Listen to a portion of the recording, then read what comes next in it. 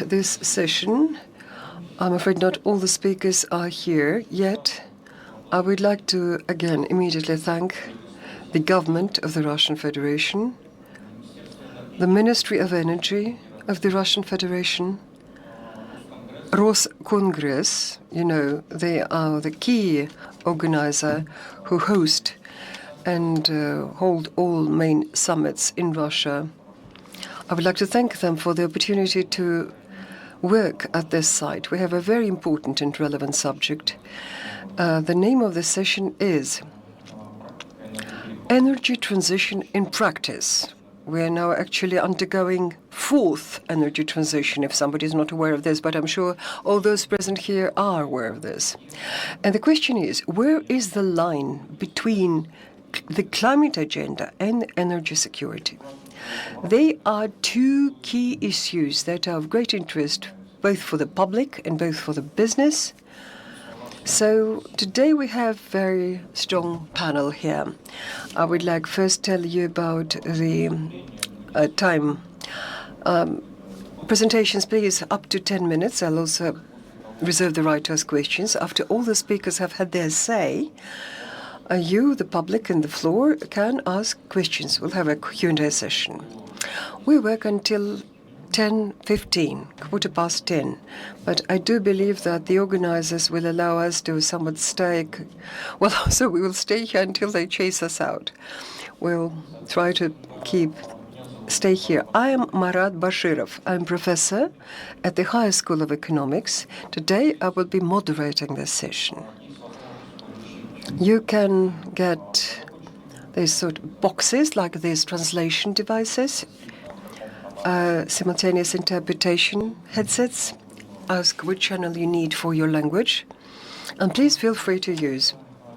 As to the agenda we'll be discussing today, so it's clear that the fourth energy transition has become something we tackle in reality in modern-day world. The Paris Agreement has been implemented for 10 years and some experience has been accumulated. And on the other hand, whatever has to do with renewable energy, this has become better. It returns more, it becomes more and more cost-effective, but it still remains much more expensive than what we call conventional or traditional fuels.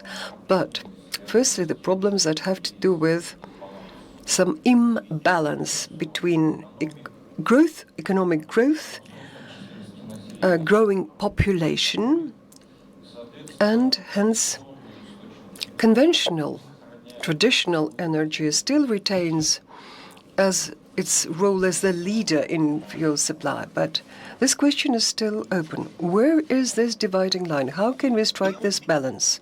Where is this line where we go for in either way? So the questions that we are supposed to discuss with this panel, firstly, what are the outcomes, the results of this 10-year implementation of the Paris Agreement? You know that Russia is still staying in, whereas the United States are now hesitant about it, as President Trump, as we know. Should we really think that ecology, environmental conservation is green, or should we have a certain ciel d'arc or rainbow that really takes into account different approaches professed by different nations and countries? Some things might be good for Africa and they will not, but other things might work in Russia. How can we ensure better reliance on and robustness of all energy supply systems? Because we saw what happened in Spain when they really too much trust, and in point of fact, they just got rid of their single system of energy supply and rather went for this. And can we undergo this energy transition with a certain, so to say, national flavor, typical, say, Russia, China? I would like to first give the floor to Madam Karin Kneissl. She is head of Center Gorky, Geopolitical Observatory for Russia's key issues. As you know, she was Minister of Foreign Affairs of the Republic of Austria. Madam Kneissl, please, the floor goes to you. Mr. Moderator, good morning, ladies and gentlemen. I apologize that I will speak in English, but we have fabulous interpreters. So the focus I would like to share with you is mobility. When we speak about transition of energy, it's mostly about power production as such. Everybody speaks about the electrification of energy supply, but mobility remains the main part where oil production goes to. More than 50% of annual oil production goes into mobility. We have seen over the last years in the European Commission efforts to ban the internal combustion engine, to push through the e-vehicle. There were all kinds of assumptions and threats, putting a lot of pressure on the automotive industry. And this has had its impact. The reasons for the tremendous crisis of the automotive industry, in particular in a country like Germany, are manifold. It's not monocausal. There are reasons because of changes also in demography. There are reasons because of the general negative ideological approach to mobility as such, car mobility. You have the daily confrontation between the bicycle rider and the car driver in the streets of from Denmark to Austria. So all that interferes in that. But let me stick to the facts, like where does the oil production go to? Where do we still have, so to say, I put it in inverted comma, the bad fossil energy? Yes, more than 50% of it goes into mobility. The ban of the internal combustion engine by the European Commission, which was imposed on the 27 EU members, had its toll. Again, there are many reasons why the automotive industry is in this crisis, but that definitely also contributed because there was a huge uncertainty where to go to. We also had tremendous mismanagement in numerous big automotive companies, but this uncertainty contributed to it. So how to go e-mobile? I always point out that the Germans in particular put a battery into the car, while Tesla put a computer on 4 wheels, just to give you the idea of the very different approaches. And I don't want to praise now that the Tesla approach was the better one or the correct one. But what we see is that the battery problem with commodities, in transparent market situation, how are the commodities produced for a battery?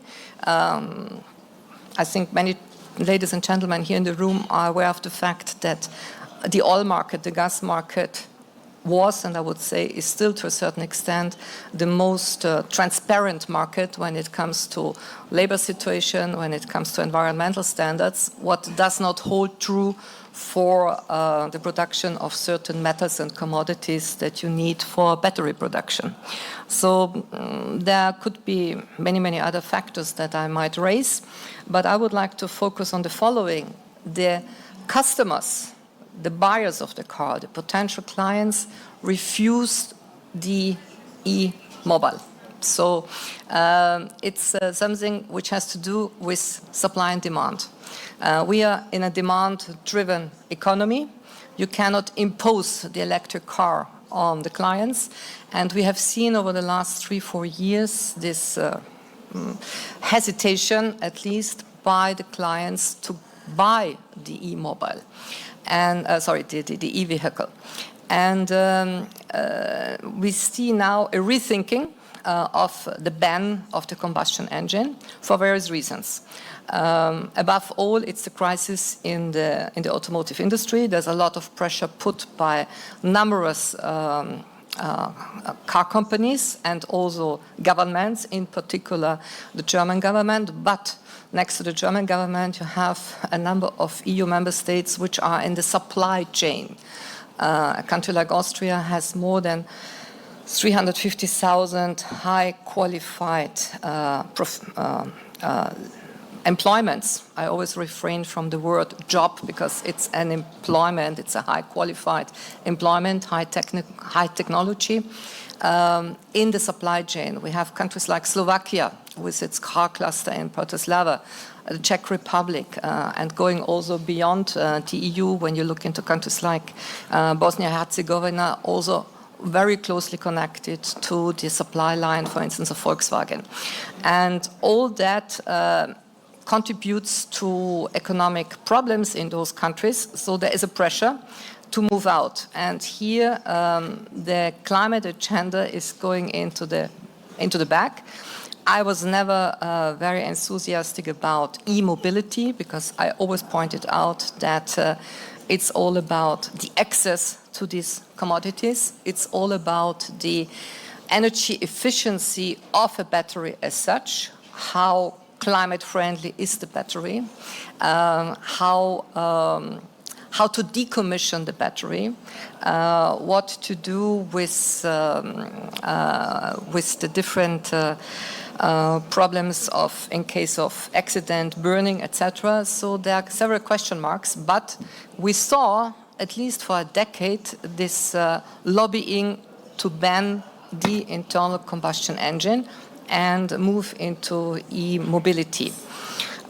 We see here a rethinking, and the main message I would like to share for the debate is that it's not so much here about energy security that we are talking, but it's about access to certain commodities and how transparent is the market when we speak of certain metals. Because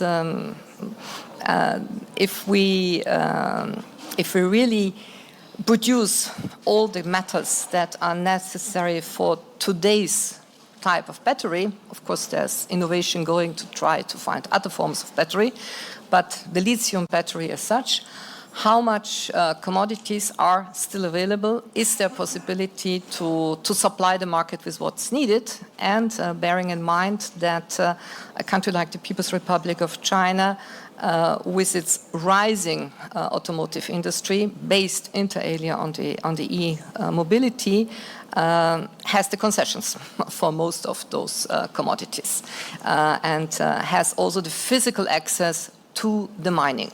It's all about the physical access. It's sometimes not enough to have the concession. You have to be there on the spot to control the mining process also as such. So this doesn't hold true for German automotive industry, for instance. They have huge problems, and I think that we will see a lifting of this ban of the combustion engine, and this in the name less of energy security and more of survival of whatever remains of the automotive industry in Europe. Thank you very much.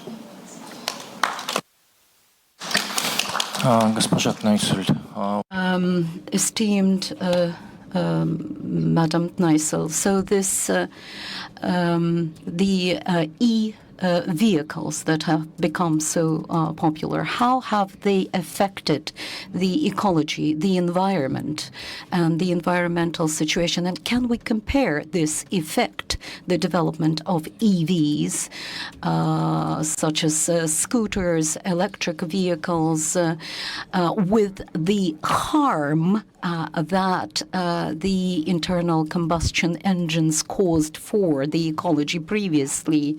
And the second question might be surprising. We don't yet have commercial planes which use electric vehicles. Do you see any prospects for such future developments? Yes, certain cities, I think Paris, have already banned the e-scooter because it's a mess, and we see a rethinking of all that. I wouldn't say already that there is enough action, but there was a hype. It was fashionable to go into e-scooters, e-bikes, etc. And the changing of urban life was all the topic and all that. If you permit, as a footnote, I would say being today somebody who just wants to walk in the city is under threat because you have become a marginal. You have maybe some of you who have been to some German cities. Well, many of us have not been there recently. I haven't also been there in the last 5 years. But you have to jump aside because there is some biker, some e-biker, some e-scooter or whatever. So urban life to really promenade into the city, that has become difficult. And I think also here is this kind of ideological confrontation. I was always riding the bike in Paris already in the 1980s. I was like an extraterrestrial, but I did it because it was cheaper. I didn't do it for ideological reasons. It was just cheaper to ride the bike than to have a car. So the harm to the environment with the e-scooters, we see it. We see it also with e-cars that don't fulfill the promise. They might run out of operation after 4 or 5 years. How to decommission the battery is a big, big problem. And also let us bear in mind that a fuel-efficient diesel engine can last for, let's say, 15 years. You have a fuel combustion of 4 to 5 liters of diesel per 100 kilometers, which is fairly efficient. You can transport 5 people. You can transport your products that you have to distribute as a company. And you can, let's say, buy such a diesel combi for 30,000 euros.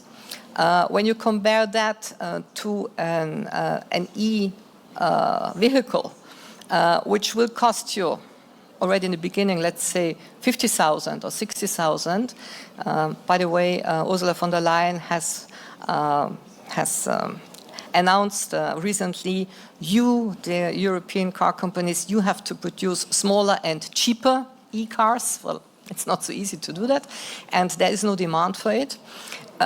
So the price cost ratio that you do as a buyer ends up by saying, I'm not interested in this e-car. And I think that for many clients, it's less about the environmental aspects. It's much more about what can you afford. And I said that in my book about mobility and transition 5 years ago. It was the last book I published in Austria. I said what will be more important for all that will be the economic reason for the individual client than the energy agenda. And we see it in today's elections, debates in many parliaments. What is today top on the agenda? It's all about the economic crisis. Migration, energy, environment, it has all gone to the background. People are caring about how can I finance life. So this is the number one. And when it comes to the aviation industry and moving into e-battery, what I see in terms of research for the aviation industry, there are sometimes very fantastic projects. None of them really go commercial because it's more about combining some sort of solar panels on the plane, hydro cells to speak when it comes to aviation, not battery, definitely not battery. But let me conclude here with one thing. It always strikes me. In the 1970s, I was a child, but I remember very well a book we had at home about what the world will look in the year 2000. And in this book, there were little cartoons that we would fly around with backpacks, with helixes. Maybe we'll do that in drones. But we would still phone with a stable phone. You know, it's the landline phone would still be around. That was the projection of the year 1970, how life will be in the year 2000. What happened? The revolution happened in the communication sector. All of a sudden, it became affordable. That was the triggering momentum that not only the big boss of a company would have a mobile phone, not only the minister, but every person can afford it. And that made the triggering momentum for this communication revolution. But When we look at transport, ladies and gentlemen, in the last 120 years, nothing has changed. The combustion engine was a fabulous innovation. It's still the same structure. It became, of course, more sophisticated. But what Mr. Benz and Mr. Daimler and Mr. Bosch and Mr. Diesel invented, it's all there. And to look at the German economic crisis today, very interesting figure, I don't know whether it still holds true, I used it several years ago. 9 out of 10 DAX companies in Germany, stock market listed companies, 9 out of 10 were established before World War I. So the innovation we had in Germany was between the 1870s and World War I. Of course, then there was still a lot of innovation, but the basic was put back then. Today, the technology leadership is definitely not in Europe.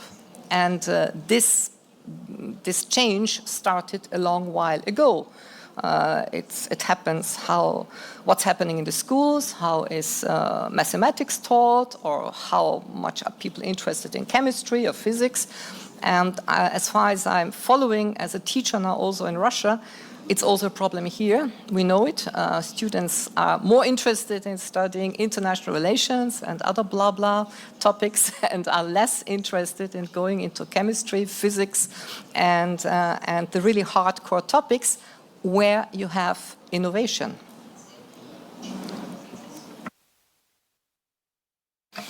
Верно ли будет тогда сказать, что те... Would it be correct in saying that the inventions that have been made during the second energy transition period, when we rejected coal and started using internal combustion engines, that they are moving into the fourth transition? In the last 120 years, honestly, it has not changed. The car as it was invented is still the same in the structure. The first airplane was flown in 1902 in North Carolina. It flew 70 meters, but 10 years later you had air battles. Of course, we have today supersonic fighter planes, we have all kinds of things, but as such, the structure as such has not changed much. Maritime shipping happens the same way it was done some decades ago. So I don't see the really big innovation anywhere. When does innovation happen? And this is a very cruel but constant factor of humanity. It's wars. Wars change, wars lead to innovation, and wars make a shift. We have no idea how the current situation will end, but let me assume as of today that the whole drone business, the unmanned and self-piloted vehicles, that definitely will have an impact on transport and maybe also on individual mobility. So maybe what I described beforehand with people flying around with the backpacks, as was in the book we had at home in 1970, maybe this will still become true. But I don't see right now big ideas happen in the whole transport sector. But it could be that with war technology and all what we have in terms of technology, also the internet, is a byproduct of the military industry. So here, maybe in a few years, we will see how drone technology changes mobility as such. Marat, can we make sure that other people here participate? It's a dialogue. If it's just one person, then maybe we can all leave. Can you, please? Да, безусловно, я думаю, что это допустимо, что спикеры... Yes, of course. I was thinking that maybe speakers would be asking each other questions, but and questions. If you are the moderator and you basically let others be here as spectators, then maybe me and my brother from OPEC, we could sit here and watch you, because I don't think I fly right in here to sit here for 30 minutes and then you ignore the other panelists. That's not moderation. please, I think let's democratize the process and have a real dialogue.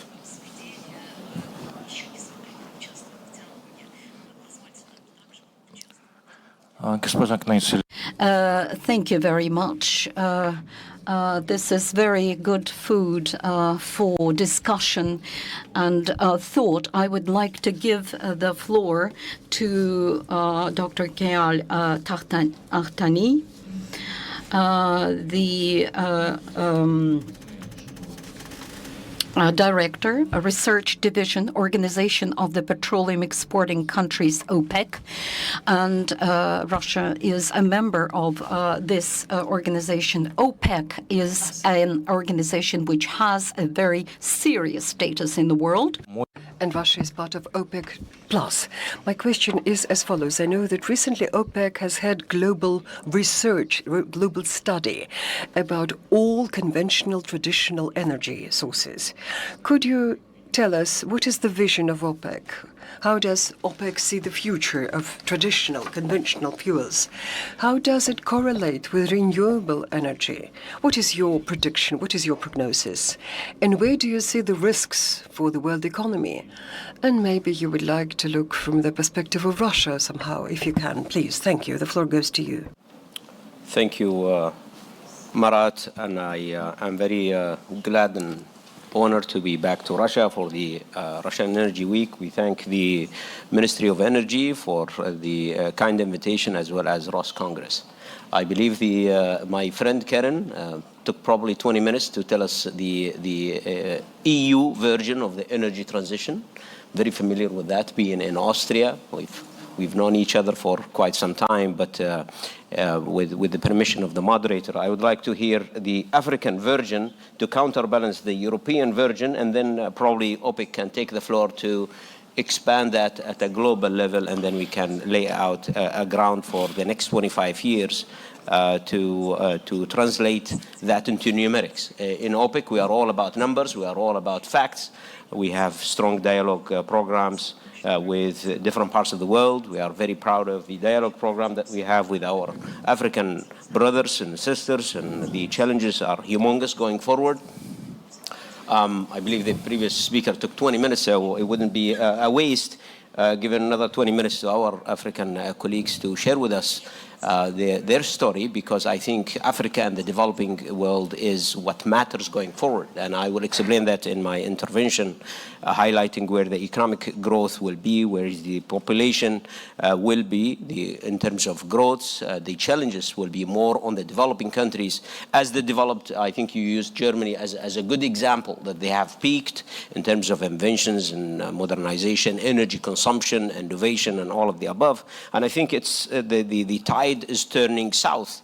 And given the ownership, the access to resources being dominated by South, the population is going to be dominated by South, but the growth engines will be also South-South. So I'll just invite my colleague. As you have said, Mr. Moderator, will be a dialogue between the speakers, so I may as well just take the liberty and call on my friend NJ, the chairman of the African Energy Chamber, to share with us and help me complement the European story with the African story, and then I will take probably over in 20 minutes from NJ to tell you the OPEC story. Thank you. Да, безусловно, мы с огромным... For sure, we take with great respect our colleagues from Africa. We do see how this continent is evolving. So please, Njia Yuk, Chairman of the African, Executive Chairman of the African Energy Chamber. The floor goes to you, please. Thank you a lot, and Kirsten and Dr. Katami. It's an honor, and truly an honor to be here. I think at the outset, we have to look at what energy means for people. 600 million Africans don't have access to electricity. 900 million Africans don't have access to clean cooking technologies. So before we talk to e-mobility, we have to also deal about having e-access, and that is energy access. Energy poverty is a big issue for many Africans, most of them women. And that is something that we have to look. You can't talk about United Nations Sustainable Development Goals without having access. We are at a time where we find the EU deindustrializing itself, sending its jobs abroad, using less energy, where African nations really want to ensure that we have energy, because you know what? Energy is life. Energy is what moves people. So those that have used energy and driven human flourishing, driven their civilization, and really made sure that energy can really get them to become the envy of the world, should not become because of climate change. At the outset, many Africans don't really believe that climate change is like a huge part of our problem today. It is important, don't get me wrong, but we have to deal with food access, we have to deal with poverty, and those kind of things are very, very important. But here's the deal. What we see today is a constant discussion around climate. And I really like this topic here, saying, where do you draw the line between climate change and people? It's called global warming, not Africa warming. We can't be the solutions. We are a continent with less than 3% greenhouse gas emissions. You take out South Africa and Egypt, we are 0.5% in the continent. Why should we be paying for people who just believe that they want to have their e-mobility? 2 years ago, the EU changed its taxonomy on natural gas and said natural gas is green. But natural gas is green for rich, wealthy people, but poor people in Africa, natural gas is not green, it's a dirty floor. When you change that, you know what happens? They can fund that.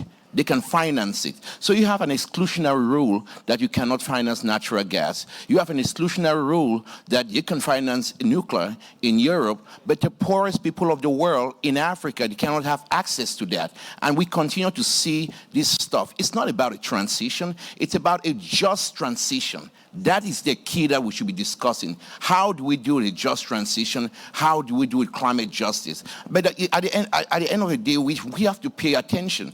It's like someone telling an African that, listen, we're going to give you guys Teslas.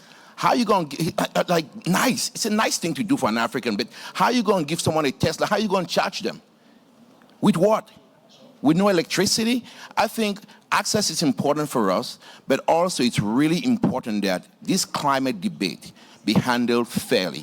And that's why I had to criticize you, because we have a climate debate, we have an energy transition debate, and you sat here, you took 25, 30 minutes and had one person talking, and then you had a whole panel. That is the issue that we see in this dialogue, because we feel like that voices from the global south are being shut out all the time. And I find it horrible that in Russia, a country that has stood with Africa all the time when it comes to climate justice, we have this kind of thing. I think that is not the way to handle this debate. It has to be fair, it has to be honest, it has to have all voices in it. And I think when we start being honest in these conversations, that's our path to a just transition. Because at the end of the day, be it EU or North America or Africa, we all want to go one place, a fair energy transition, that we hit our climate targets for everybody. Because the life of a young girl in the Scandinavia, I mean, she's changed right now, she's going off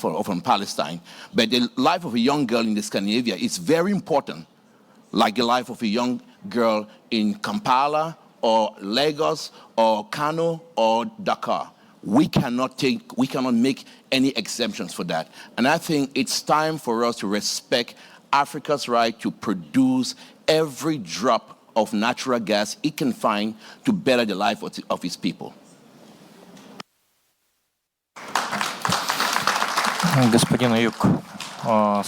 Well, thank you very much, dear Speaker. We keep hearing criticism. Yes, that is right. And you quite justly pointed out that Russia has always been in constructive interaction with different countries in Africa, which is true. We've never been doing colonization. We've never been colonizers in Africa. I suppose you will have to accept that and agree to that. But the discussion about the rate, the speed of developing the energy in different countries, it is fair and just. And you pointed out the difference between the EU and Africa. But you also put into this discussion a very important criterion: fairness, justice, equity. And being this, if you want just transition, it has to be compensated by somebody. At whose expense? Where do you see the solution to this problem? Who should compensate to make sure it is just? You know, we've talked about climate funds and compensation. You know, we were in Kyoto. They went for 13 years promising the Global South $100 billion every year. You know, remember like what Dr. King said in the United States, the check came back insufficient funds. The check bounced. The wealthy nations, all their promises for all the loss and damage and all these climate funds, mitigation and everything, they've not paid. They've not paid. So if you've not paid, and that $100 billion is nothing. It doesn't even fix anything, because if you have to look at really getting, I think you hear a lot from OPEC and the others here, if you have to look at what you need in our energy systems to really get energy to many people in the emerging economies and the developing world, you're going to need about $700 to $800 billion investment. So if you're telling these poor countries you give them $100 billion for them to leave their resources in the ground, no, that's nothing. But then the promises have been made, promises broken. Every single time, promises broken. So how do you tell people, leave your resources in the ground for broken promises? I don't even think they should leave their resources in the ground, because you know what? We got to a time where I live in South Africa. In 2023, 2024, they told us to join the Just Energy Transition Partnership. Guess what? What do you think, what happened? Coal in South Africa was being shipped right to Germany. Coal in South Africa was being shipped to Europe. At the same time, the same people you're talking about, where's the solution? They're opening new coal-fired plants. You got in America putting out more licenses for drilling. The North Sea is being opened up with new licenses for drilling. Norway is producing 4 million barrels. They're thinking about building pipelines. So it's not an issue of how do you compensate or whatever. We don't trust them when it comes to compensation, because for 15 years, you've made promises, you've broken promises. And yes, you could talk about Russia not being a colonial power. I think Africa should be left to, and most of the global south, should be left to produce the energy they need to get their people out of poverty. You are not going to get people out of poverty with aid. We've had $2.7 trillion spent in the African continent on aid. Is going else nowhere. You need to be able to use energy to drive up our systems, to drive up life, to get people working. So we don't have to beg for anything from anybody. We should be able to do for ourselves what we expect the EU or America or Russia to do for us. And that's what you need with energy, because when you have energy, then you can drive economies, then you can see innovation. I mean, she talked about the DAX with new companies coming, with new innovation coming. We want that for African children, but you can't do that we're in an era where we're looking at data centers, AI. How are you going to drive up AI and data centers without big energy? We're not talking megawatts, we're talking kilowatts, we're talking gigawatts.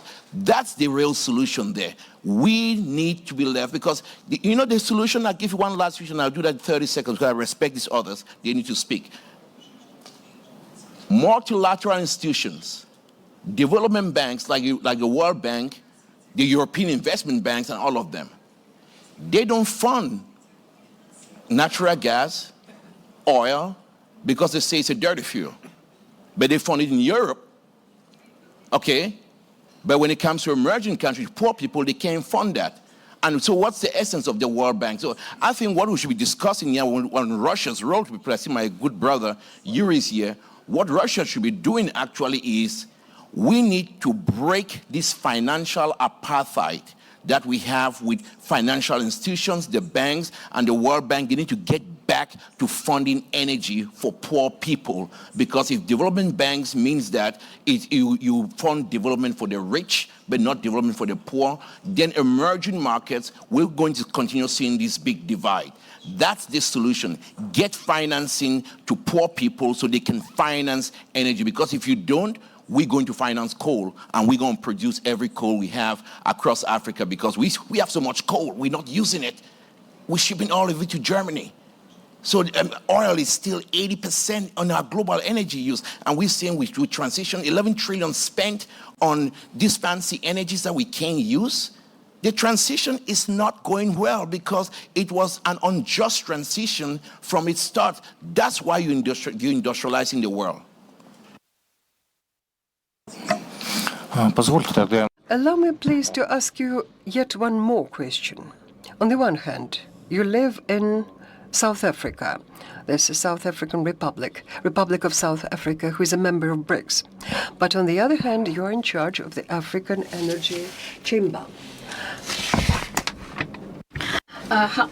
How do you see the role of OPEC and BRICS in what is to be happening in Africa as far as the energy system creation is concerned?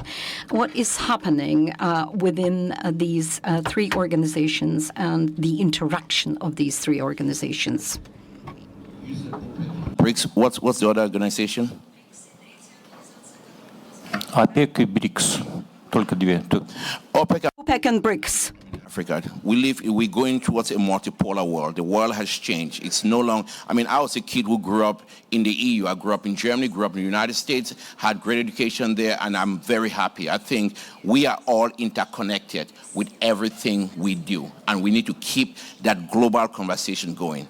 What you see with BRICS is this.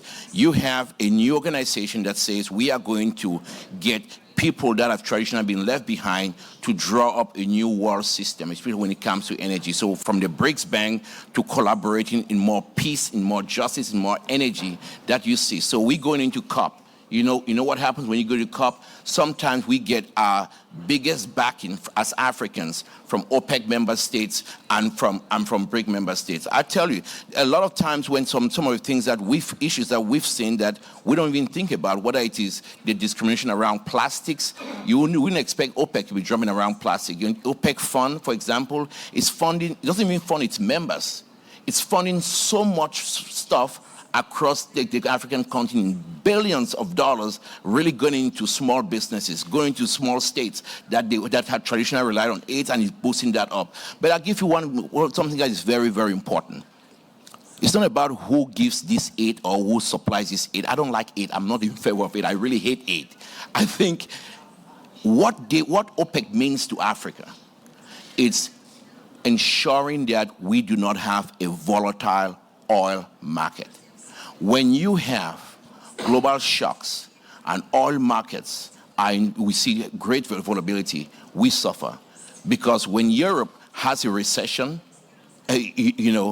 we are in bad shape when the global community, so we can't do that.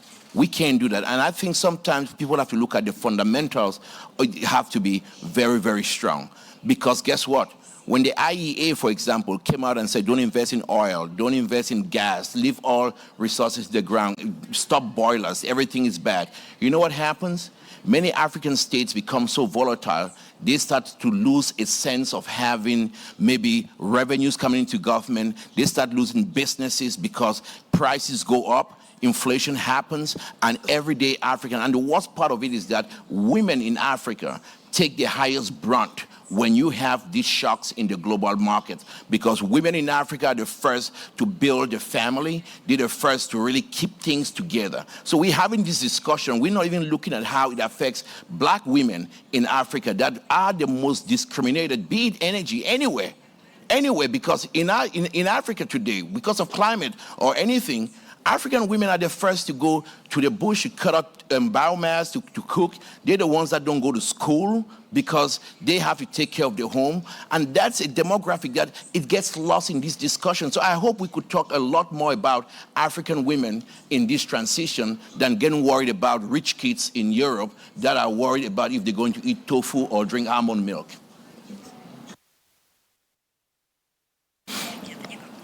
Спасибо, господин Аюк. Thank you, Mr. Ayuk. Thank you very much. You see, a lot of people are joining us. The broadcast is well heard outside our hall. And Alet Al-Kartayi, I would like to go back to you with the question, how does OPEC see the future of the energy markets on a global scale? Marat, and Thank you, Karen, as well as my friend NJ, for giving us the perspective from north and south. At OPEC, we don't see a line between climate and energy security. We see them intertwined, but they can't intertwine and tingle and mingle together without the development third pillar. We believe the three goes hand in hand. You can't talk energy security, and we've seen the focus on energy security, at least the European version of it, the developed countries' version of it, when they focus on security and security alone, or environment and environment alone backfires quite negatively. We've seen the examples in Spain, but we are witnessing. We've been registering all these U-turns in their energy-related policies for at least 3 years. That's why we keep revising our forecasts to keep it impartial, balanced, and internally consistent. And I will be sharing with you a lot of numbers in my intervention, setting the stage for the rest of the discussions on how we see things unfolding going forward. The challenge is tremendous going forward, and I think we're talking about energy transition. In OPEC, we call it transitions with a plural S. His Excellency Haytham Al-Ghais, my Secretary General, has been quite vocal on that, and we've not criticized, but ratherly constructively argued that transition does not have a single pathway as some agencies or some countries paint it to be. We believe it takes all technologies, all fuels, but more importantly, all people, North and South. They have to come together. We don't see it a process of elimination as some agencies or countries see it. It's either this floor or, this fuel or that fuel. We don't want fossil fuels going forward, to defossilize, phase out of fossil fuels. All these acronyms are not helpful to debate at all. We don't see it a process of elimination. We see it a process of addition. It has to be oil and gas and coal and nuclear and renewable and everything that you can put together, because going forward, we see between now and 2050, we see at least the global economy will double in size, will reach north of $360 trillion. We see the population growing by another 1.5 billion people. They will see the light between now and 2050. We see almost 1.9 billion people moving to cities. That's an urbanization rate going up from the 58 to around 68%. This is a lot of people moving to cities, demanding mobility. You talked about e-mobility. Some people are talking about a two-wheeler or a three-wheeler, basic forms of mobility, let alone going as sophisticated as a scooter, electric scooter or electric car or self-driven autonomous vehicle. The economic growth as well as the population, the access to the critical minerals that will have to facilitate for a lot of this transition will be an issue. On technology, we see technology not abruptly changing, but rather gradually improving. And I could elaborate probably on the issue of levelized cost of electricity. You mentioned in your earlier remark, Marat, that we see the renewable costs going down. Yes, of course. If you look into just the cost of generation, the cost of renewables, probably wind and solar, concentrated solar power, probably cheaper than some of the conventional fuels, be it gas or oil. The picture is not complete because you are not talking about the levelized full cost of renewables. But when you slap on top of the generation the cost of storage and distribution, they are much more than the conventional fuels. So the conventional fuels, they still dominate going forward. To fuel for the population growth and the economic that I shared with you, we will need to use an additional 23% of global energy, the global primary energy consumption. And that's all of the above: coal, oil, gas, nuclear, renewables. So we will need all the fuels out there to fuel for this economic growth, because otherwise we will have to suffer lower economic growth, much lower than the 3% we are assuming between now and 2030. I'm not mentioning our conservative assumptions on the energy efficiency. If we assume 23% growth in energy between now and 2050, that's almost a 1 point something percent. And that's to fuel for the 3% plus global economic growth. Again, the economic growth is in the developing countries, which will grow at around 4% per year going forward on average, while the developed countries will see a mere 1% going forward. We're talking about demand for electricity, which will be huge, around 80%.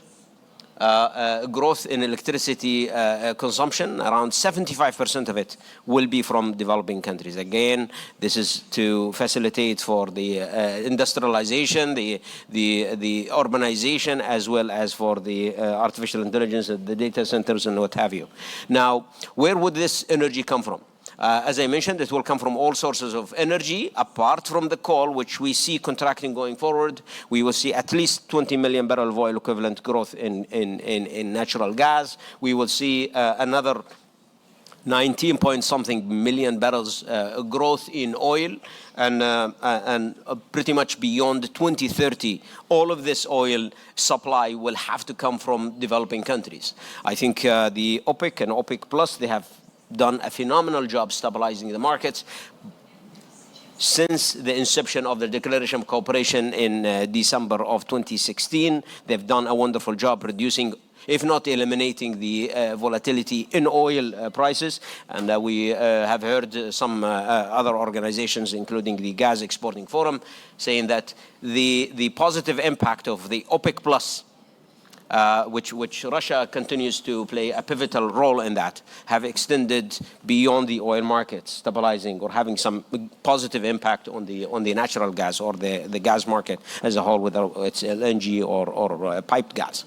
Now, where would this oil demand come from? It will come from the transportation sector predominantly. We see the road transport demanding an additional 5 million barrels per day going forward. Aviation will demand another 4 million barrels. That's from the incremental 19 million. And then the petrochemicals will see another 4 to 5 million barrels of the incremental demand growth going forward. The supply will have to come from places within the Declaration of Cooperation, predominantly OPEC. We see the demand on DOC crude increasing from 43 to around 53 million barrels per day. OPEC alone will see another 10 million barrels growth on its oil to be produced, and that doesn't come free of charge. A lot of companies will have to put the pipes in the ground, and that takes a lot of money. The issue of investment is tremendous. It's not only to cater for the incremental 19 million barrels per day additional demand between now and 2050, but also to compensate for the 5% decline, natural decline of our reservoirs. To maintain where you are, you have to spend a lot of capital. We have voiced out the concern over the course of the last 5-6 years, at least from the OPEC side, since we have seen the crash of the investment in the upstream. We have seen 16-17% increase in the investment in oil over the 22, 23, 24. But now we are hovering around $600 billion, and that's not enough, because going forward we will need a lot of investment. Our outlook expects that we will need to invest north of $18 trillion in the oil sector. That's upstream, midstream, and downstream. The upstream part of it will be around $15 trillion. The midstream will be around $1 trillion, and then the downstream, which is refining and associated, will gobble the remaining $2 trillion. Now, where do we see North and South? They have to come hand in hand. The Paris Agreement has been a good start. How far did we go since the Paris Agreement? We have put together the indices. Many countries have submitted their third iterations of the indices. OPEC member countries not only signed the Paris Agreement but also ratified it. We have a lot of our member countries have submitted their second indices, and a few have submitted their third round of indices. We have emerged from the COP28 and COP29 in Dubai and Baku with a lot of decisions. We still lag severely behind when it comes to investment. We haven't seen the $100 billion committed by the developed countries to the developing, and I'm quite sure that they have raised the stakes to 200, 300, but I have my doubt that they will fulfill that, let alone meeting their intended target of 1.3 trillion by 2035. The challenge is huge going forward, not only on terms of putting down the right policies. We have registered a lot of U-turns since the 2020 overly ambitious, unrealistic La Land scenarios put down by a lot of our European friends, IEA and alike. They had to take it back 5 years down the road. We've heard OPEC leaders, His Royal Highness Prince Abdulaziz, have raised the flag from the get-go, from the start, but they didn't listen. And they had to suffer what they have suffered over the last 5-6 years because they were overly ambitious about these plans, putting down unrealistic targets. And I think as they are sobering up with the IEA as an example, coming back and say we need investment in oil and gas, and we are concerned by the lack of investment in oil, and we will need so much and so much going forward. I think they are coming back to the right track, and it's only the healthy debate that can take place between North and South. I hate to still see the divide. Our brothers and sisters from all around the world are debating the text for the MEPC extraordinary meeting in London on the IMO 2 tiers, which proves to be taxing our trade heavily. It will have an impact on inflation and food prices, and it will be negative across the board. We talked about the plastic. So in all fronts, the attack seems to be on the resource-endowed countries. The developing countries, they deserve their chance, and they need to work on a levelized playing field when it comes to developed and developing. The gap is big. We still struggle to keep some of the Paris Agreement text when it comes to national circumstances and common but differentiated responsibilities. Things are very obvious. I think the developing countries are fighting to keep some of it going forward, and I think this is completely unhealthy for the debate going forward. It has to be equitable, it has to be inclusive, it has to be fair, it has to be efficient, and the global economy is not a testing ground for some politicians who lack the technical knowledge of what does it really take to move this humongous global energy machine from point A to point B. We've been transitioning for decades, for probably centuries, and I don't think that we will have a major shift going forward, because you have to bring it down to the special national circumstances of the various countries. Let countries decide on the fuel that they want to use, attend to their investment needs. You have to put development requirements in front of probably the two other legs that have have proceeded faster than the development. It has to be security, it has to be climate or environment, as well as development. Three goes hand in hand. And I'll just save the remaining minutes for a later question. Thank you.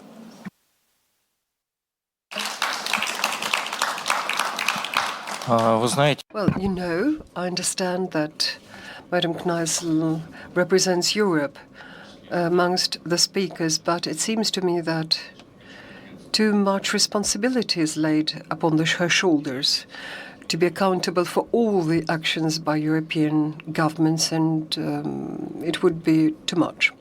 So, Dr. Al-Khatani, well, sorry, you're not listening, sorry. So then I move over to the Russian speakers. May I give the floor now to the Paulina Leon. She is from the Director of the Department of Sustainable Development and State Atomic Energy Corporation, Rosatom. It is State Atomic Energy Corporation. She's in charge of the Department of Sustainable Development. For sure, all that has to do with energy, this always boils down in the long run to development. And when we say sustainable development, we certainly understand the balance that needs to be of searching and for accommodating social interests. Thank you very much. I will probably, for the balance, will be speaking Russian. We have interpretation here. You're quite right in pointing out. Indeed, the topic of sustainable development and green agenda, they are certainly connected, but they're not synonyms. And as Director on Sustainable Development of the energy company Rosatom, first of all, has to do with nuclear energy, but also other kinds of energy. I am working a lot for what my job just asked me, take part in very many discussions on the green agenda, on fuel transition. What is it? How do we define and classify it? Which are parameters to measure whether this is green quality or not? Which parameters can be used to measure sustainability? And most interesting that since I work for the nuclear power company, Rosatom, I find myself somewhere in between this discussion. Is atom green or is it not? Is nuclear green or not? So we'd like to speak here a little bit about what shall I call it? About this hype, about green agenda and hype around climate. That was Madam Kneissl was speaking about. Yes, exactly. And what was referred to by other speakers. In point of fact, indeed, when we speak about climate agenda, when we speak about green energy transition, when we say that money only goes for green energy, the question remains, what do you understand? Not on paper, because when everyone speaks for good things against bad things. But what stands on paper behind these laid down criteria, green criteria? Again, let's be honest. Paris Agreement was adopted 10 years ago. Well, this agenda, before that we had Kyoto Protocol. Climate agenda is not something new. But 10 years, well, in energy sector, that is very short time. And we expect and we think that all this regulation, all these ESGs, as you quite rightly put it, it's not about green, it's about social matters too. It's about quality of life of people. It's about creating jobs. It's about education, qualification, skills, and infrastructure around energy. It's a huge bunch of questions. And when people use hype, at the political level we hear questions raised, sustainable development, improving quality of life for people in every country in this planet, they boil down plain. Let's use wind and sun only. Well, that's not quite right, I would put it this way. It's not quite correct. And here, in point of fact, I would like to lay down our position, since I work in my position on this regulation matters. And Rosatom works in regulation in over 60 countries in the world. This is where we are present. Well, in point of fact, we are a unique company in this sense, who can see international landscape in every continent of this planet. And I certainly help our colleagues who are working in energy, searching for energy solutions, searching for nuclear-powered energy solutions, understand the fine points of green regulation in each individual country. And yes, sometimes we help our partners in different countries trying to fine-tune, harmonize the regulation they have in place, or they are working on because of this green agenda. And in point of fact, what we do see is that any solution about the future structure of your energy mix, whatever country, small or big, it's a huge comprehensive solution that you need to address. That includes, and this is where I agree with what my colleague from Africa said, which includes not only just a solution, let's say no to coal, and let's build only solar-powered or wind-powered parks. No. a solution needs to ensure access for people to electric energy. We are now accustomed to, here in Moscow, we have electricity on, but we tend to forget that almost 1 billion people in this planet, and again, for most part, they are global north, south mostly, have no access whatsoever to electric energy. I mean, on an everyday basis. And this is not a question of just the beauty of the solution. It's a matter of access to energy, matter of access for something that will make your living better.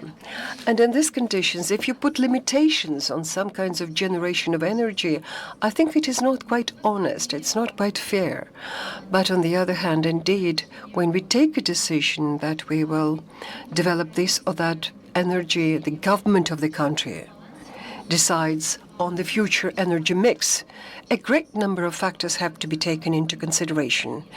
And not the last should be jobs for the people. And here the matters of where do you get the money from? Where is the source of funding?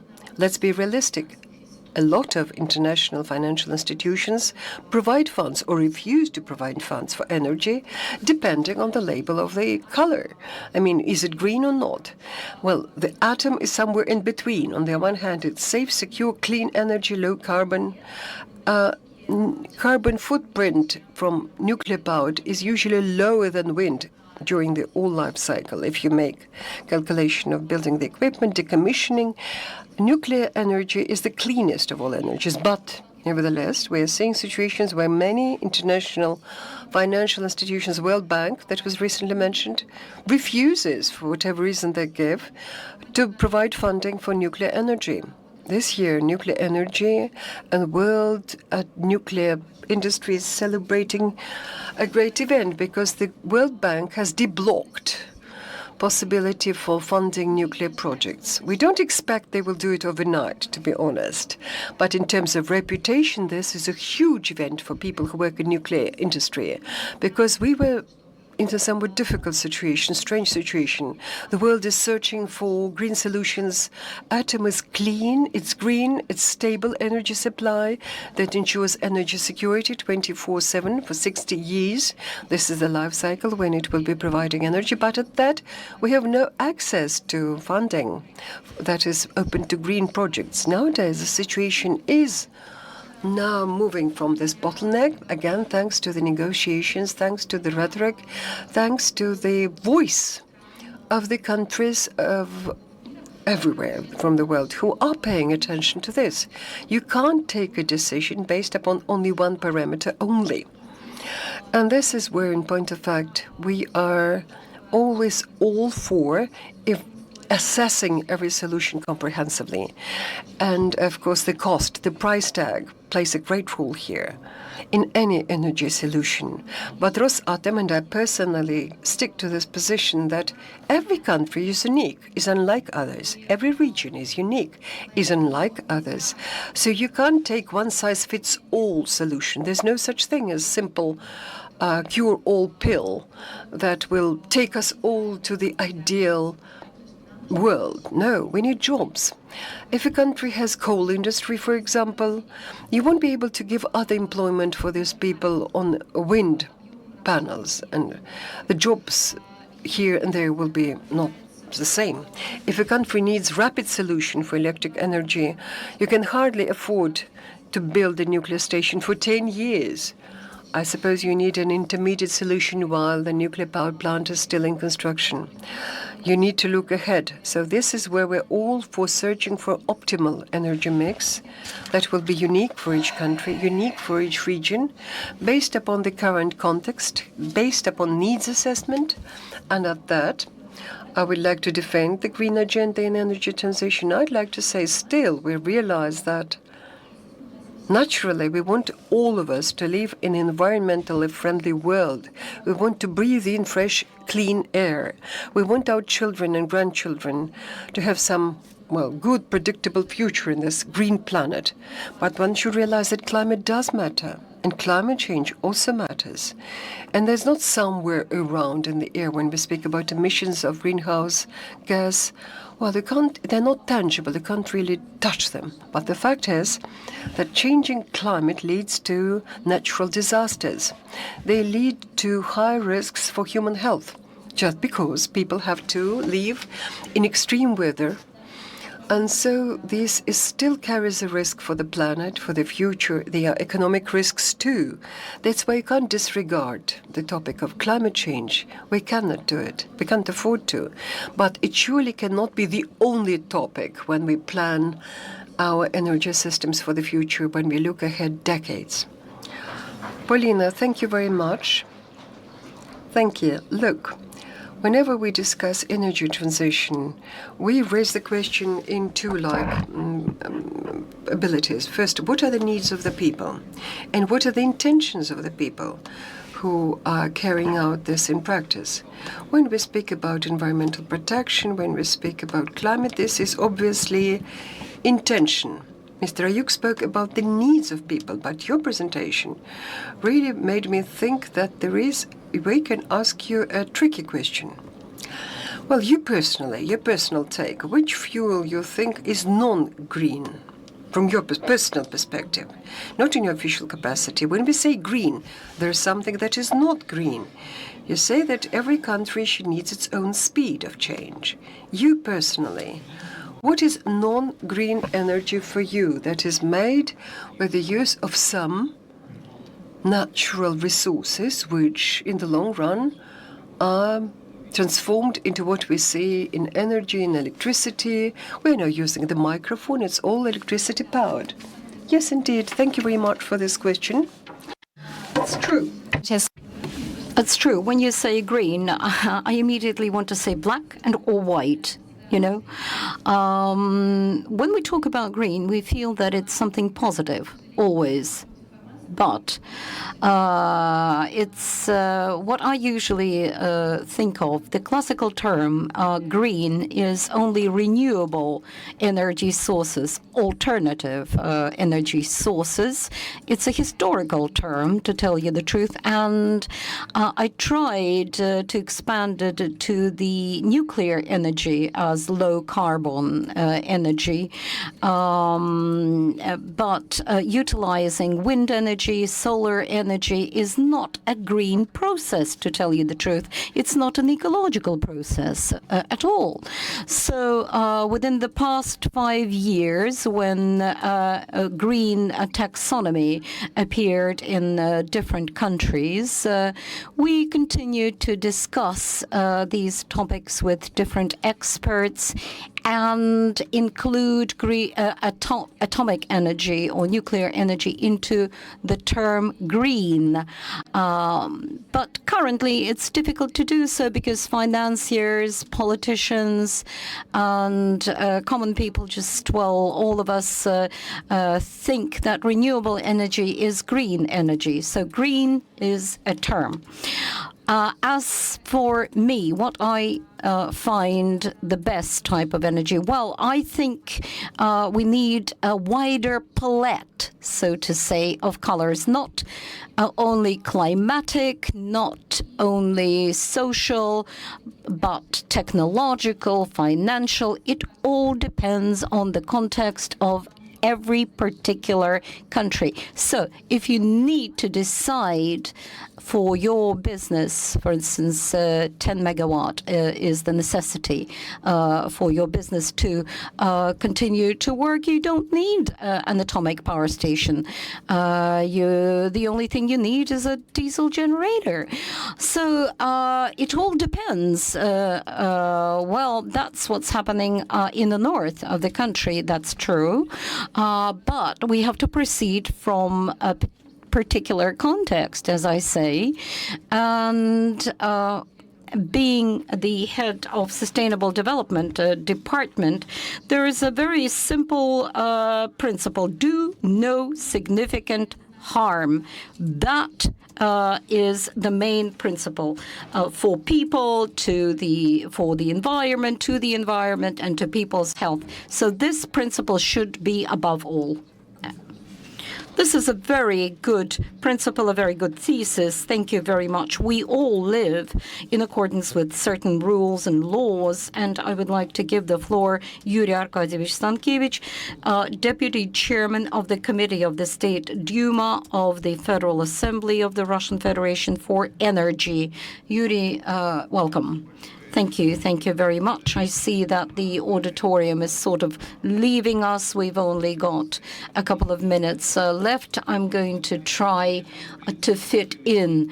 There's Zeitnot or Zeitnot in our timetable. Ms. Kneissel used the term mistake, and in Russian we say that indecisiveness is worse than mistakes.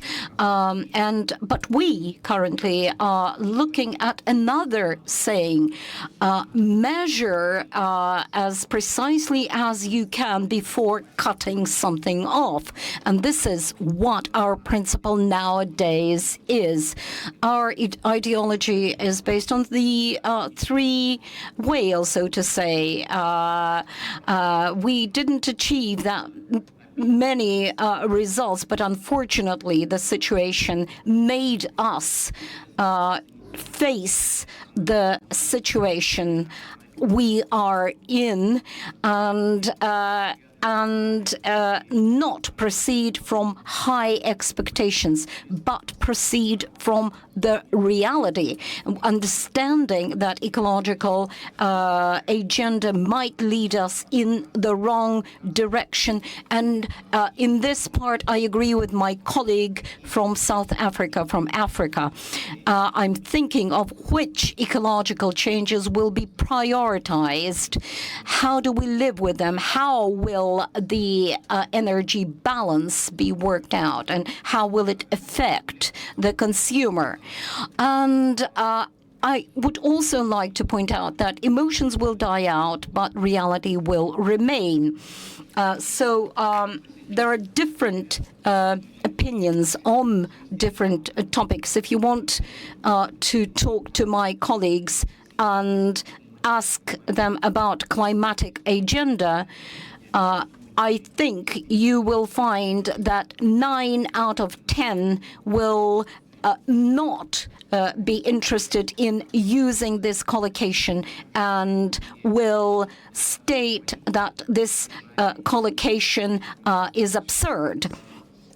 And the energy strategy up until 250 for Russia was endorsed in April 2025, apart from 5 tasks, that is providing energy security, international cooperation, technological sovereignty, and the achievement of the national targets of ecological agenda. So it's in our national program. Energy transition is not going to be a fluid process, but it will nevertheless be gradually happening. And economic efficiency, accessibility, and ecological characteristics and environmentally friendly energy resources are our aim. The national aim. Why should we stop using coal if we have enough deposits to provide for the development of hundreds of years of our economy with the current technology, but try to avoid high emissions and working on avoiding high emissions into the atmosphere? So what I'd like to say is that and bring forward the example from my own life. I spent my life in the military, most of my life in the military, and discipline is provided by collective punishment in the army. So I would like to say that when we discuss the balance between energy and the climatic agenda, I'd like all of us to avoid the situation when our decisions will bring to the situation where the whole world will have to pay for them. Right. Russia is a great country and vast territories. We have extreme colds and hot territories and constituent entities the size of France and so on. We have a number of islands in the country. That is the Sakhalin Islands, and there is an experiment which is staged there. I'd like my next speaker to talk about that low-carbon development. How is it organized on these islands, including marine deposits, oil, gas, and so on and so forth? So let's talk about that. Well, I know that we all know about this experiment. I'd like to say a few words about the experiment to my colleagues. It's an experiment which allowed us to achieve carbon neutrality within a very short period of time in Sakhalin. And we started working on this in 2022. The experiment is not yet over, but by the results and by the reports of the regional authorities in August, we can state that the volume of emissions has decreased dramatically, and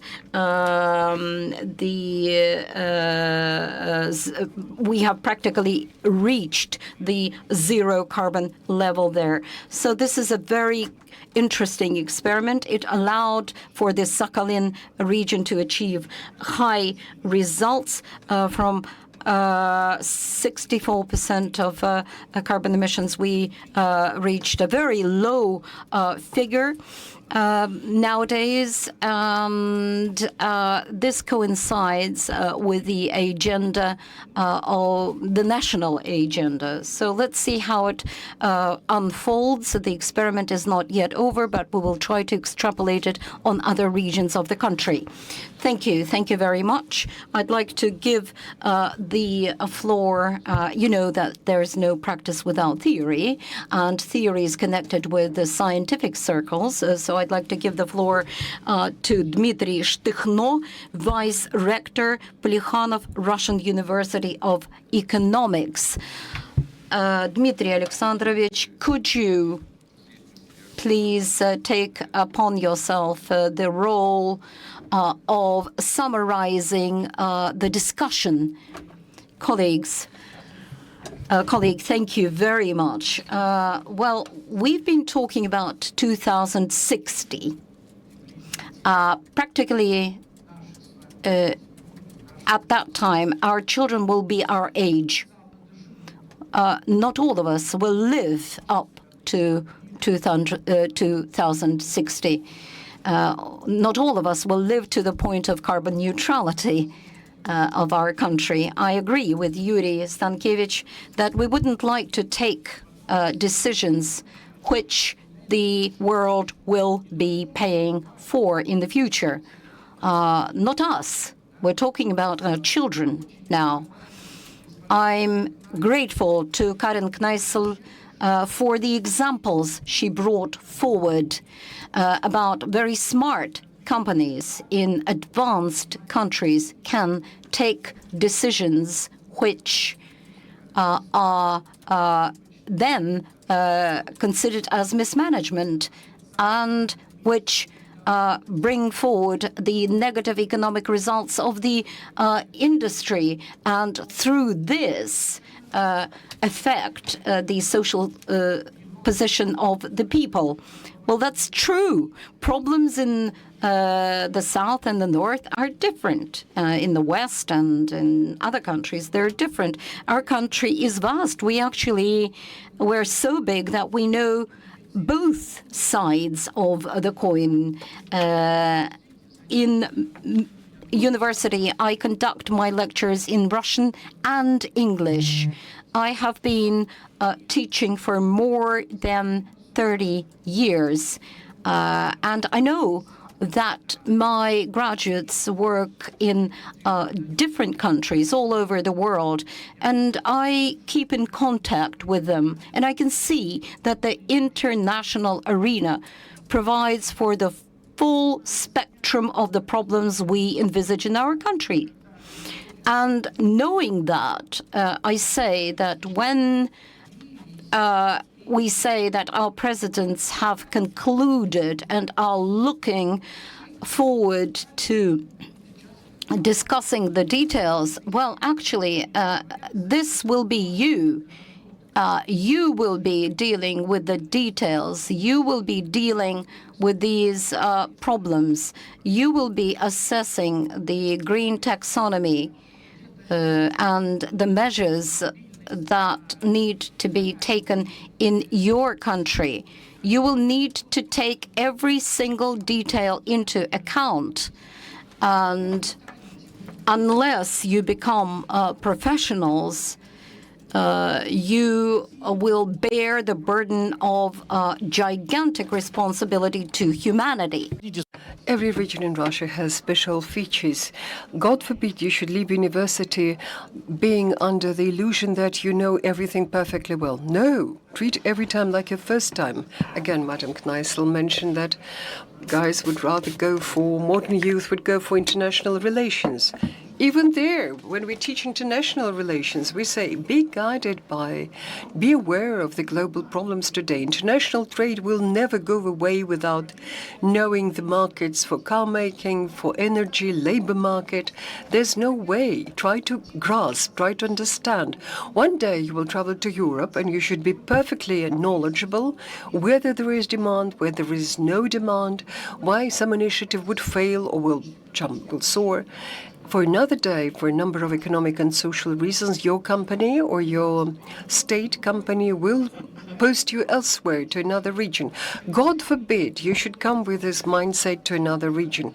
You have to be adaptive. This is what Madame Pauline Lyon spoke of. Knowing and respecting unique features of each region. Learn how to do it now. Yes, we teach them now. Again, in the operational and tactical skills, how to calculate an assessment. I think economics is the main thing in the world because it affects us all. We teach them how to try to be learned in feasibility, in economic analysis, PA and whatever. But given the interpretation and green efficacy, quite right. Everywhere, some places, general efficacy indeed. As you mentioned, God forbid diesel would be best. Why do you need to fight then for green, environmentally friendly solutions if it's too expensive? People cannot afford it and will not be perceiving, they will not be happy to take it over. I, as a teacher who is teaching on using project methods and a group of 30 students divide into 5 or 6 subgroups, and each of these subgroups have their own interests. Well, nowadays, this is what I see, a live, good example of what sort of discussions are rising in these subgroups. And I can tell them, at international sites, be prepared for discussion like this. So I would like to thank the moderator and all our panelists and all the guests present here for being frank, for giving us excellent presentation of your position. Thank you for sharing your opinions. For me, as a teacher, and to my colleague Marat, because we both teach, you showed us a good example, excellent example of international discussion of important problems. Thank you. Thank you. In point of fact, we've exhausted. Our time is up. Our time is up, but since they're not kicking us out yet, I would like to give the floor to people from the floor. Please, Q&A for people from the floor. Please use the mic. Any questions from the floor? By show of hands. Yes, apologies, I couldn't. Yes, please. You have a question? Microphone, please. Microphone, please. Microphone. If you want, please use the microphone, roving mic, or use the microphone, standing mic, or roving mic. Sorry, the organizers do not kick us out yet. Sorry. Don't chase away. So let's use this opportunity. I'd like to give the floor to Igor Viktorovich Shpurov. He's Director General of the State Commission on the Reserves of Natural Deposits in the Russian Federation. Please, the floor goes to you. Thank you very much. Well, I was supposed to be a speaker on this panel, but something probably went wrong. So let me be very brief. Let me give you the figures. What are the commodities opportunities of energy transition? Well, look, when we see rising GDP, doubling GDP, which is expected by 2050, will lead to greater consumption of energy by at least 30 to 35%. So today, world consumption of energy is using fossil fuel, and 85% of energy mix goes to fossil fuel. Climate agenda wants it to go down to 64%. But, next slide, please. If we look at this, that 65% is fossil fuel and 36% is renewables by 2050. But even given that we say we take it as like the best scenario for climate agenda, you would need to ensure that you increase by 10-fold wind-produced energy, 17-fold. Sun-powered energy. So which will it lead to? That rising demand for different minerals will rise compared with today. Look at it. It just says it is just this is a neutral scenario, like negative scenario, sort of means net zero, NZS scenario. Yes, net zero scenario. We need 42 time increase of nickel and cobalt, 20 times higher consumption to ensure NZS net zero scenario. Do we have it? Is it feasible in terms of available resources and raw materials? Let's look at nickel and lithium. Look, upper line are two scenarios that we envisage here. Net zero scenario, this greenish, and APS scenario. How much nickel and lithium you need, just for argument's sake. And down below is another line, like these bars. They give you how much is available in terms of available raw materials and accessible. Look at this discrepancy between our needs and availability and accessibility. Which means that in terms of ensuring that we have access to lithium and nickel, will go down by threefold. We don't have that many raw materials in the world, don't have that many commodities in the world that will meet our needs in renewable energy.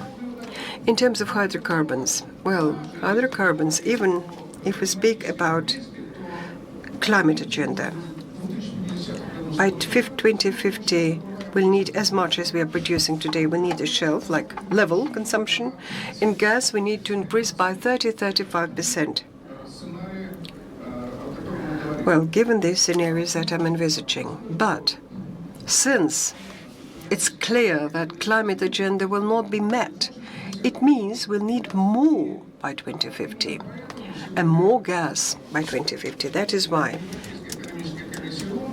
European Economic Commission excluded it from dirty fuel, and that's why known as gas as a transition fuel, for this reason alone.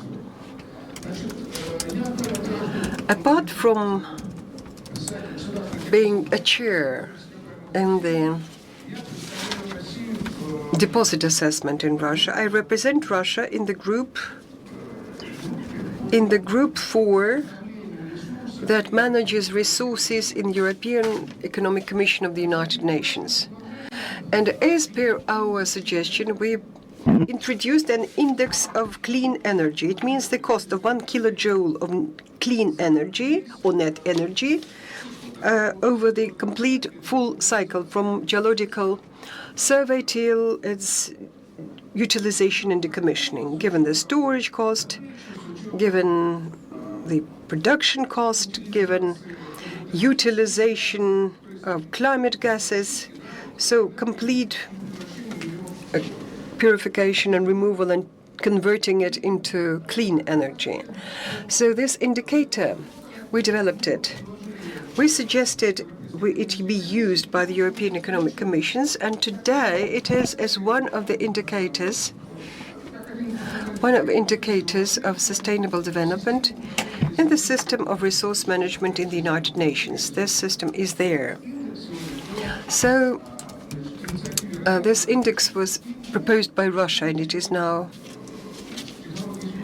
And we use artificial intelligence to make calculations for 5 different energies. This index, in terms of its implementation. Probably you would see it better, probably here it's not that well visible, but we got paradoxical results. The best index for clean energy is what? Coal. Think of it, coal. Because the cost of its production, storage, and utilization, even of the climate gases that it is making, is lower than other energy sources. Second, runner-up is gas, oil, number 3, electric energy, but nuclear energy somewhat below, not because it's dirty, no, but it's just expensive for this reason. And again, it may vary depending on the region. And the last would be solar energy. Solar energy has the worst clean energy index indicator, CEI. Just page through. That's why, in point of fact, today, oil and gas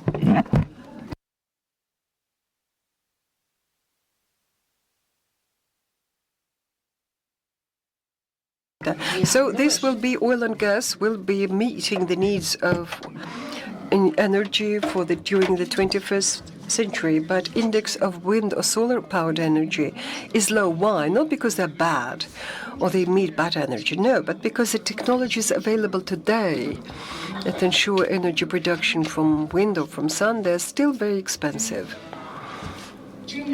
And nevertheless, the future lies there. But this means that the most important principle today that predetermines energy security today will be resource sovereignty of each country. And this demonstrates a table how critically important minerals, including oil and gas. Well, what comes first in integral is China, then Russia, then United States of America. For South Africa, one of the main principles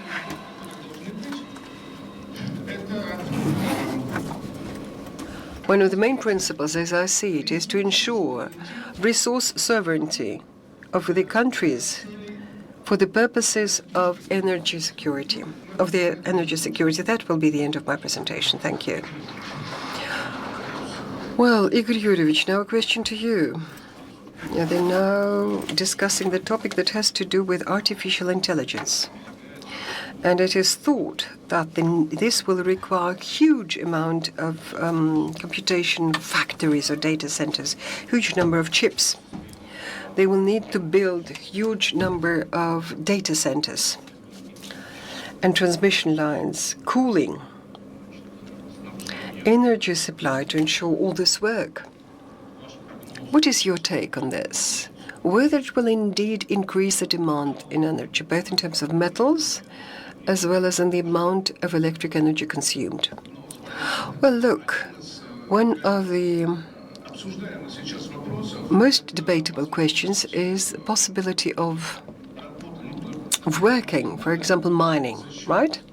Mining, thanks to natural gas and thanks to effluent gas, it's one of the most burning issues. Last week, it was discussed at the Gas Forum. It is feasible, but there are a number of technical problems that need to be addressed, both with natural and in companies or associated gas. But this is where the future lies, as I see it. Thank you. Any questions from the floor to our panelists, to our speakers? Then I will close the session. Thank you very much to all the speakers. Oh, apologies, I didn't look back. Please, thank you very much. My question is sorry, the mic went off.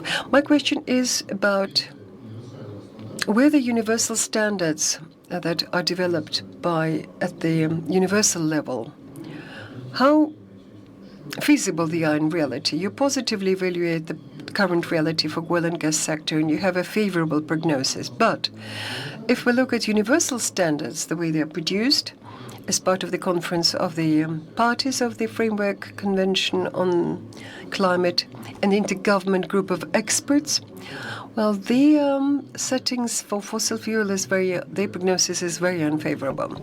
And the International Court of the United Nations returned this consultative judgment that shows that these assumptions may be pretty ominous legal weapon.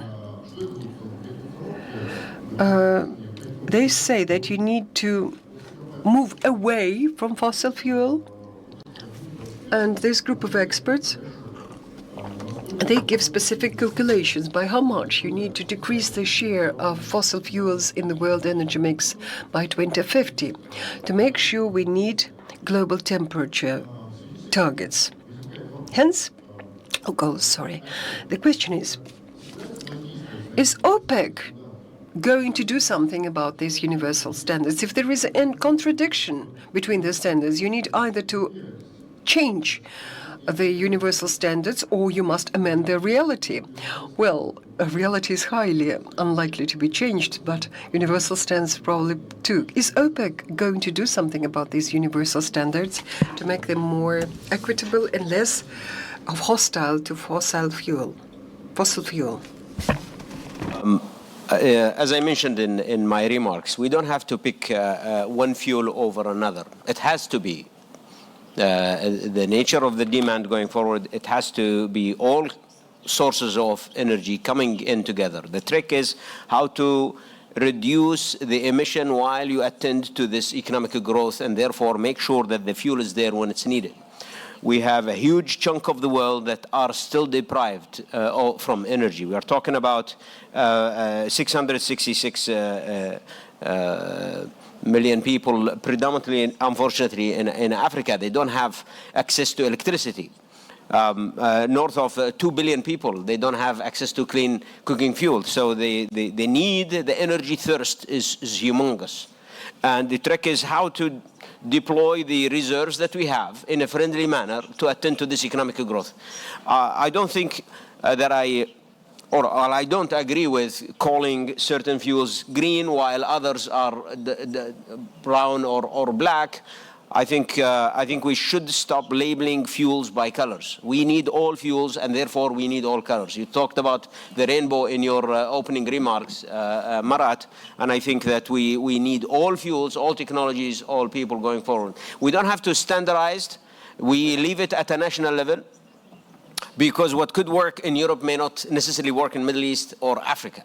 And therefore, the challenge is how to attend to this economic growth, facilitating for energy access, eradicating energy poverty in an environmentally friendly manner, while you attend to the energy security, whether on the supply side or on the demand side, in the process.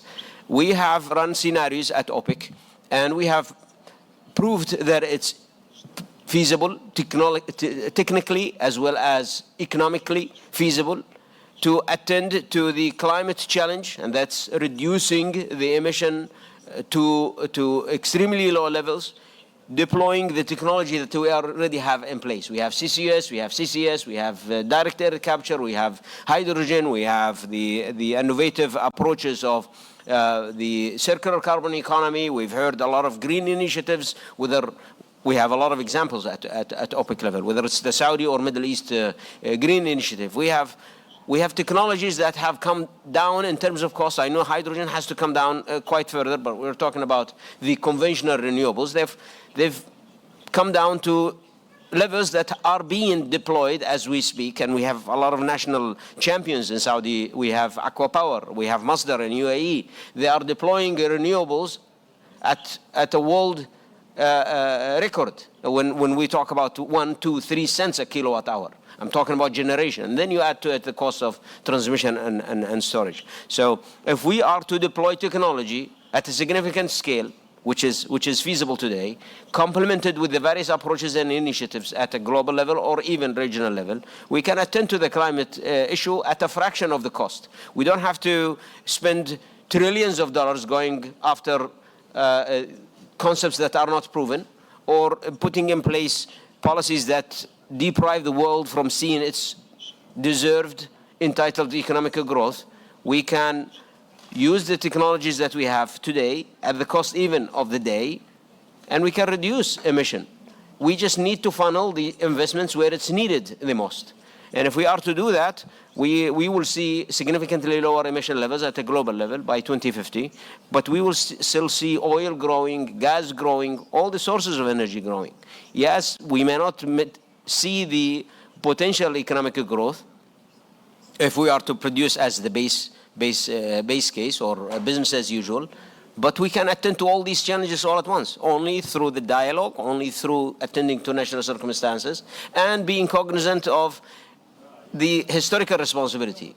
I'm talking about OPEC countries, for example, being responsible historically from 1850 to 2022, for example, we're responsible of 4% only of the CO2 emission, less than a single country, the UK.